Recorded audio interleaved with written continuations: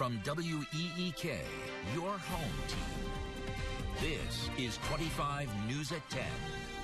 A major employer in Washington says, yes, they will rebuild after Friday's huge fire left their headquarters a total loss. Good Monday evening, everyone. I'm Tidor Lopez. And I'm Caitlin Canute. Thank you for joining us. However, this business says it is committed to making sure its employees still get paid.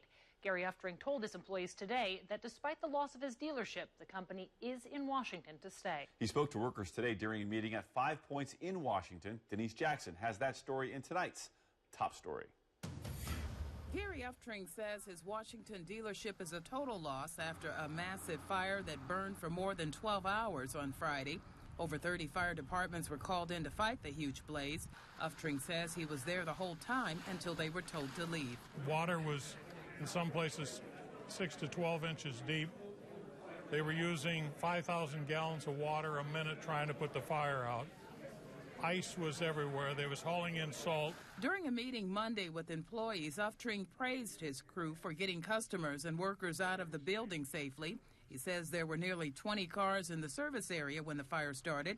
He encouraged the 80 workers at the dealership to stay with the company and vowed to make sure that they would receive their paychecks. And we're a family. We're pretty close. We've had a lot of meetings since the fire. We had meetings during the fire. We were trying to make a plan to maintain and keep all of these fine men and women that work for us. In Washington, Denise Jackson, 25 News. It's still unclear what caused that fire, but Gary Uftring says he's already found a temporary building for sales and vehicle service. He says in the meantime, his team will work on a full rebuilding plan. A missing Bloomington woman deemed endangered by Bloomington police has in fact been found.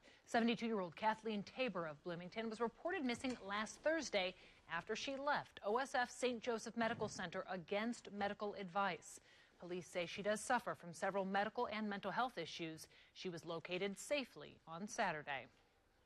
Early dismissal could become the new normal for Peoria public high schools. The suggested schedule change was detailed in tonight's school board meeting. 25 News reporter Lauren Melendez was there. She joins us with a recap. Lauren?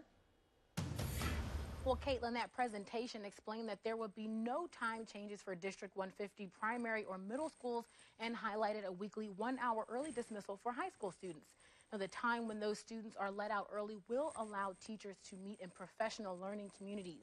These PLCs are a way for teachers in all subject areas to assess student needs and ways to improve their performances. Tonight was the last formal meeting to discuss this proposal, though families are welcome to contact the district with input and concerns. PPS Superintendent Dr. Sharon Desmoulins-Carrat says the plan is a step in the right direction for the district, but she admits she's not sure whether it'll pass.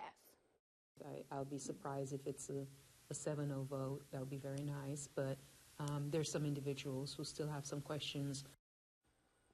Initially, the district estimated the new schedule would save $500,000 per year, but now the district estimates an additional $250,000 would be saved each year on top of that. Dr. Carrat says that money would be used to hire more teachers. The school board is scheduled to officially vote on the measure January 22nd. Tyler, Caitlin.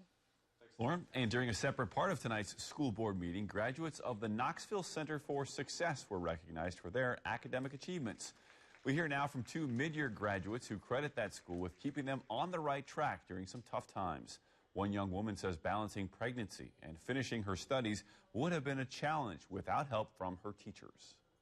The teachers are way more supportive, so everything there was a big deal for me. I was getting straight A's and B's, so that don't sound like alternative to me.